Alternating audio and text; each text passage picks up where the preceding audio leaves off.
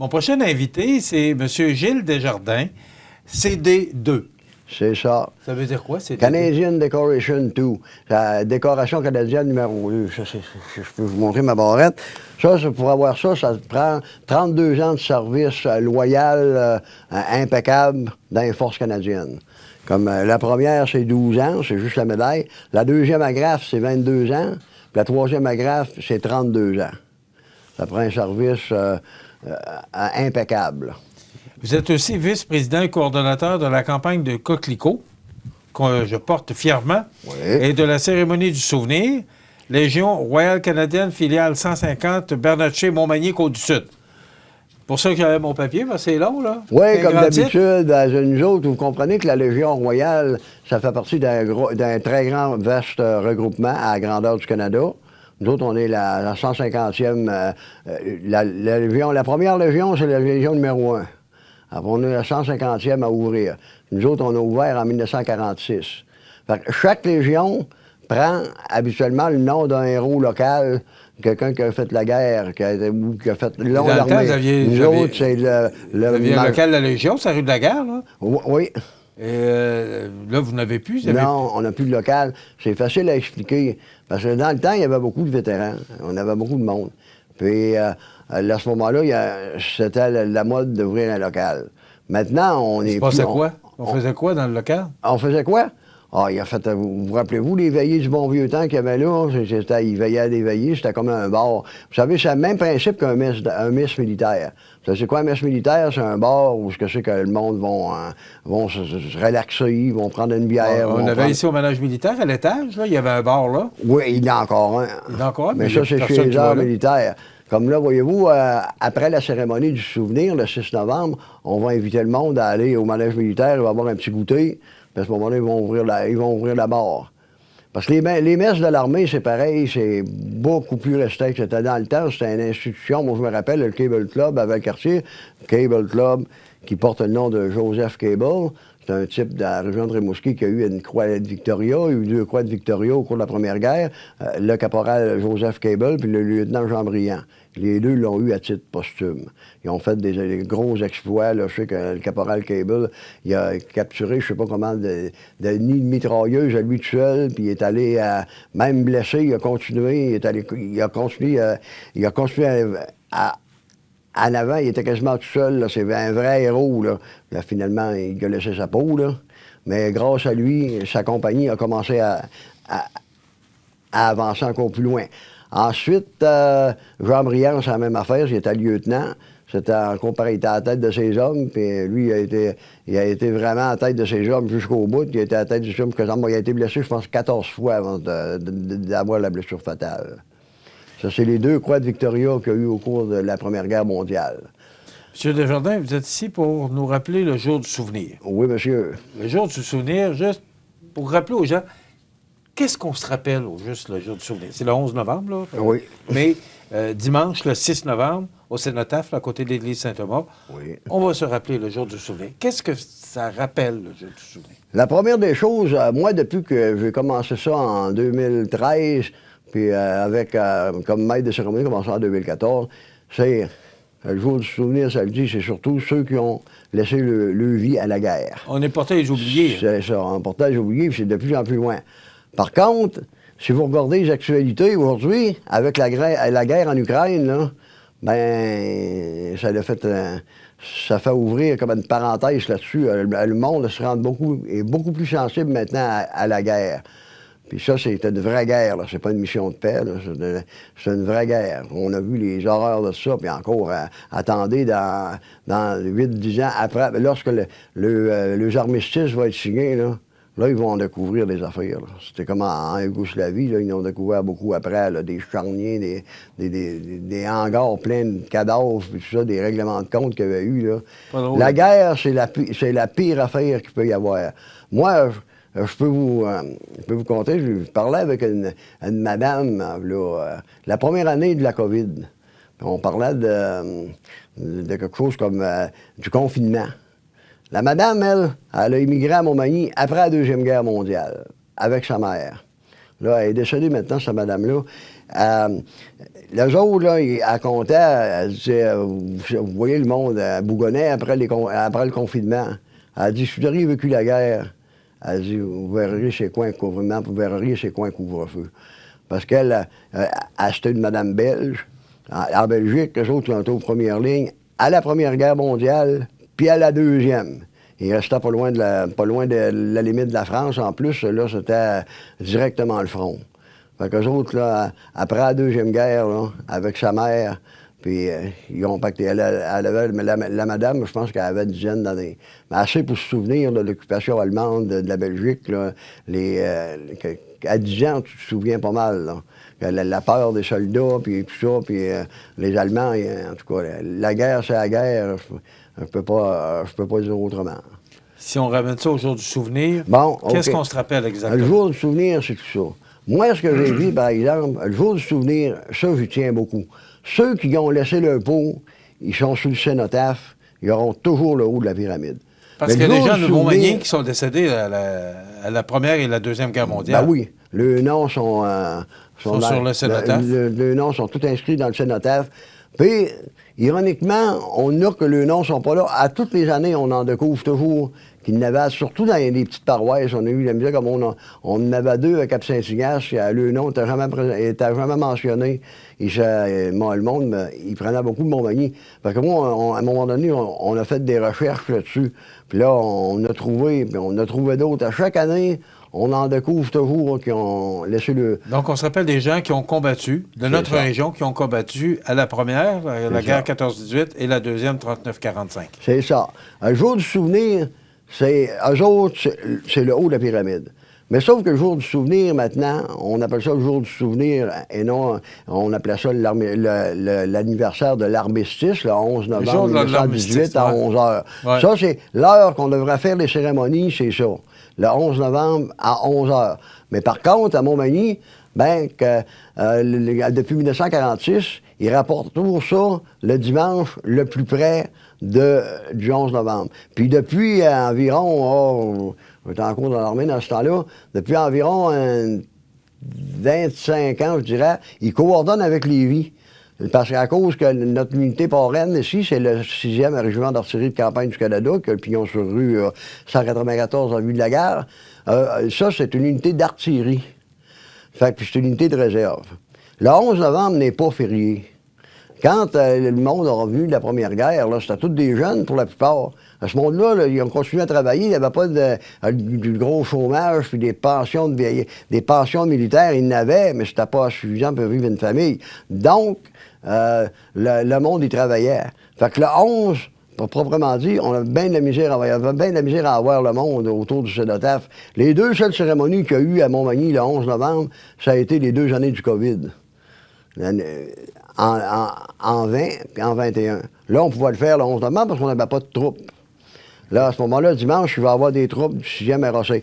Puis, quand il n'y aura pas de défilé dans la ville de Montmagny, à cause d'un problème logistique qui est arrivé avec le 6e RAC, là, puis la Légion de Lévis, il n'y avait pas fixé de date en cours à Lévis, on a attendu après. Fait que nous autres, on a fixé ça. Fait que là, le 6e RAC, il va y avoir des troupes au cénotaphe. Ils vont se former pas loin du cénotaphe, puis on va arriver en belle parade, puis comme qui arrivait dans le temps. Sauf qu'ils vont être... Comme dans le bon vieux temps.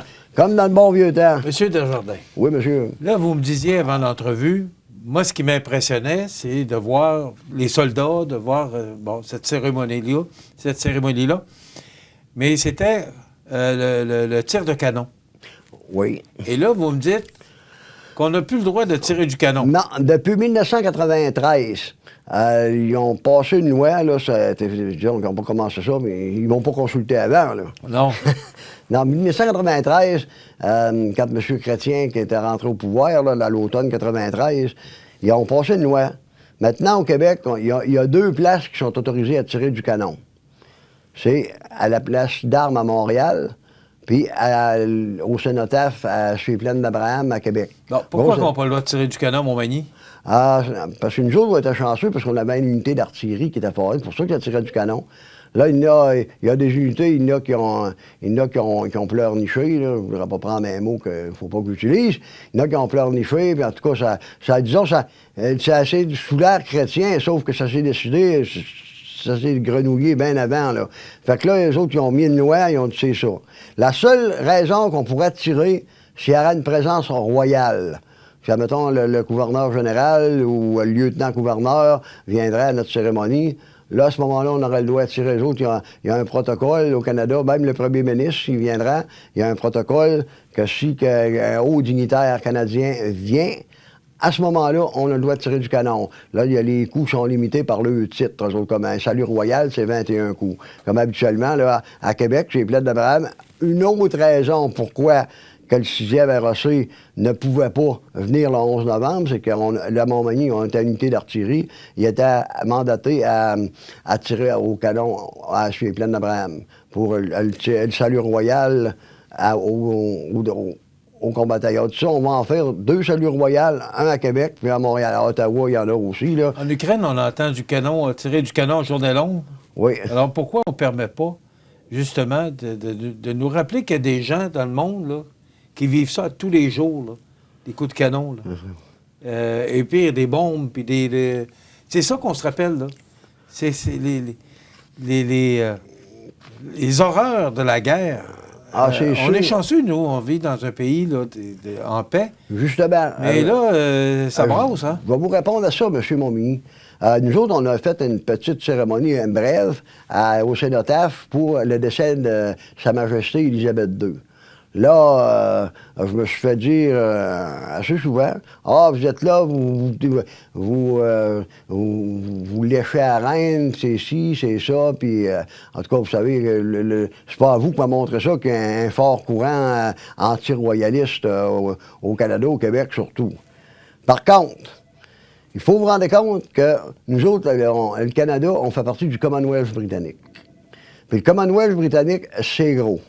Puis si on remonte à 1919, puis même avant... Après la Première Guerre? Avant la Première Guerre. L'Empire britannique, avec son Commonwealth, les Dominions, comme ils appellent ça, là, nous autres, on est le Dominion du Canada, avec l'acte de l'Amérique du Nord britannique, signé en 1867. À ce moment-là, on fait partie du Commonwealth. Le Commonwealth, dans le temps, c'était la plus grosse puissance militaire au monde. Vous savez, vous avez appris ça comme moi en histoire, l'Empire britannique, au début du 20e siècle, c'était le seul empire sous lequel le soleil ne se couchait jamais. Vous savez, il y avait du monde autour. Si quelqu'un aurait attaqué le Canada, la dernière fois que quelqu'un a attaqué le Canada, mais c'était surtout l'Empire britannique, en 1812. C'est à ce moment-là, c'est les États-Unis qui attaquaient le Canada, mais c'est pas le Canada qui était visé comme l'Empire britannique, parce qu'on était encore une colonie britannique. Mais quand... moi, j'ai un de mes anciens, un officier, un capitaine du 22, qui comparait ça souvent. Il dit, la comparaison est boiteuse, là, parce que lui, il parlait d'unité, d'unité, d'unité. Il dit ça, il dit, si quelqu'un arrête à une station de service, vous avez une coupe de déberlure, il y a un gars en bicycle à gasoline qui va arrêter, en motocyclette, je devrais dire, qui va arrêter à la station de service, il y en a qui tentent de le baver, là. Ben, le gars, il prend pas grand-chose. Mais si le gars, là, il est marqué Hells Angels dans le dos, vous dites qu'ils vont y penser à 2 fois, hein? Ben, c'est pareil. Le Canada, c'était l'Empire britannique. Si quelqu'un a attaqué le Canada, ben, chez Benvalor, il attaquait l'Empire britannique, il attaquait le Commonwealth. Ça, c'était un autre paire de manche. Par contre, ça a du mauvais. Quand la mère patrie a demandé du monde, à la guerre des Boers en 1900, en Afrique du Sud, la révolte, les Boers, c'était des colons néerlandais, des colons hollandais. À ce moment-là, l'affaire de la province de Transvaal puis de l'Orange, en tout cas, pour vous rappeler l'histoire. Et aujourd'hui, avec l'OTAN, parce que le temps me pousse un peu, là. Aujourd'hui, l'OTAN, c'est l'organisation d'un groupe de pays que... Et c'est d'ailleurs pour ça que l'Ukraine est en guerre avec la Russie. De l'Atlantique Nord, oui. Ouais. Et c'est pour ça que, justement, que la guerre est entre l'Ukraine et la Russie, parce que Poutine ne veut pas que l'Ukraine fasse partie de l'OTAN. C'est ça. Puis Poutine, ben, ce qu'il veut, c'est de rapatrier l'ancienne URSS, l'ancienne, la République, l'Union des républiques soviétiques russes. Fait que c'est ça que c'est. Disons que ça l'a donné comme un avertissement au monde que c'est la guerre... Bon, on va vous dire à une boutade... Rapidement. Vous rappelez-vous Michel Dumont, le grand comédien? Ouais. Là, à ce moment-là, il avait fait une boutade dans La Petite Vie. Il faisait un recruteur d'armée qui allait voir... en tout cas, le personnage, là, c'est ça, la drôle. Lui, c'était comique. Mais suite à ça, il disait, quand il est arrivé, il dit... La guerre, il dit, ça finit jamais. Puis quand on regarde ça, là, puis M. Dumont, à un moment donné, avant de mourir... C'était Michel Côté. Comment? Le comédien, c'était Michel Côté. C'est ça, Michel Côté. Puis ça, Michel Côté, c'est Jean-Louis, Jean-Louis Frenette, alias Jean-Loup. Puis Michel Dumont, il faisait un recruteur de l'armée. Puis là, monsieur, il faisait le sergent Tanguay, parce qu'il y avait des bords de sergent, puis des grades de lieutenant-colonel. Puis il disait ça, il a fait la boutade, il dit, la guerre, il s'arrête jamais. Puis après ça, il a été invité jusqu'à un petit peu avant son décès. C'était justement le temps de l'armistice de même. Puis il dit ça, il avait parlé de cette boutade-là et que ça l'avait fait réfléchir. Il dit, si on regarde là, depuis le 20e siècle, on n'ira pas plus loin, il dit, il n'y a pas eu souvent d'années où il n'y a pas eu de guerre pantoute dans le monde, hein? Parce que ça a commencé, les États-Unis étaient en guerre avec l'Espagne. Theodore Roosevelt, le président, qui a été élu président par après, s'est illustré là. Après ça, là, il y en a eu plusieurs, la guerre des Boers. Après ça, il y a eu toutes sortes de petites guerres. Comme la guerre de 39-45, elle n'a quasiment jamais arrêté dans l'Asie du Sud-Est. Hein. Elle n'a jamais arrêté. Puis ça n'a jamais arrêté. Puis aujourd'hui, on a, depuis 2000... Ça a commencé en 2001 avec le 11 septembre. Il est bien rare qu'il y a des guerres. Il y a tout le temps une place, quelque part, que de la guerre comme le Yémen, ça fait, je sais pas combien d'années que ça dure là, la Syrie. On pourrait en parler bien longtemps. Oui. Ce qui se passe en Ukraine, c'est épouvantable. Et je pense que c'était tout ça qu'il faut se rappeler. Se rappeler le souvenir des gens qui nous ont défendus. C'est en plein mais ça. se rappeler aussi que on n'est pas à l'abri de tout ça. C'est en plein ça qu'on essayait de vous souvenir, parce que les gens, là, que je veux dire, les défunts ont le haut de la pyramide. Mais les défunts, là, ils ont des familles, eux autres. Puis les nombreux blessés, c'est comme j'avais dit ici, même dans ce studio-là, moi, à un moment donné, on montait avec mes grands-oncles à l'hôpital des vétérans qui appelait, là, qui est devenu le CHUL. Il y avait du monde, là.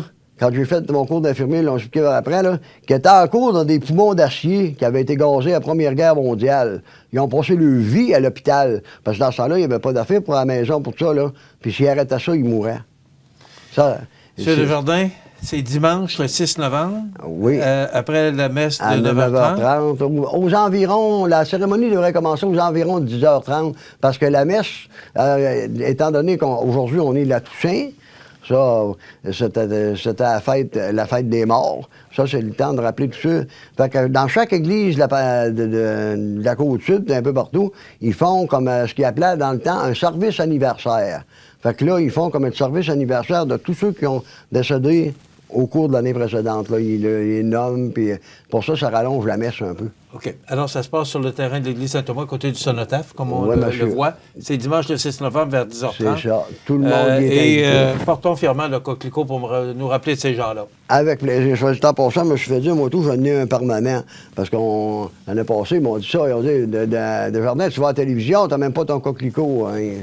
J'en ai un permanent que je porte, moi, tout, pendant la chose, parce que nous autres, vous savez, on en fait du village pendant ce temps-là. Merci, M. Desjardins. Et on doit s'arrêter. Merci de nous rappeler le souvenir de ces gens-là. Et merci pour toutes les informations que vous nous donnez aujourd'hui. C'est toujours un grand plaisir, M. Montmagny, parce que ce monde-là, comme on a comme un devoir de mémoire. Des vétérans, il n'en reste pas beaucoup, il en reste plus un à Montmagny. C'est le colonel André Terrien, là. Il écrit souvent, il a 96 ans. Gilles Desjardins, CD2, vice-président et coordonnateur de la campagne de Coquelicot et de la cérémonie du souvenir, Légion royale canadienne filiale 150 Bernatchez-Montmagny, Côte-du-Sud. Merci d'avoir été avec nous. Et le 6 novembre et le 11 novembre, on va passer à ça. Ça me fait plaisir. En finissant, on appelle Bernatchez Côte-du-Sud. Le Bernatchez, c'est en l'honneur de M. Paul-Émile Bernatchez, qui est un militaire qui était d'ailleurs à la bataille d'Ortona, la fameuse bataille où M. Paul Triquet, puis même M. Walsh de Montmagny, Walter Walsh, ouais. Il a perdu la vue à côté de M. Triquet. M. Triquet a eu la voie de la Croix de Victoria à la Casa Bernardi, qui appelle à Ortona. Ça, c'était un point sur la ligne Gustave qu'il fallait absolument qu'ils prennent pour traverser la ligne Gustave. C'est Merci, un héros monsieur de Montmagny qui porte... On pourrait en parler bien longtemps. Bien Merci, longtemps. M. Desjardins. On s'arrête.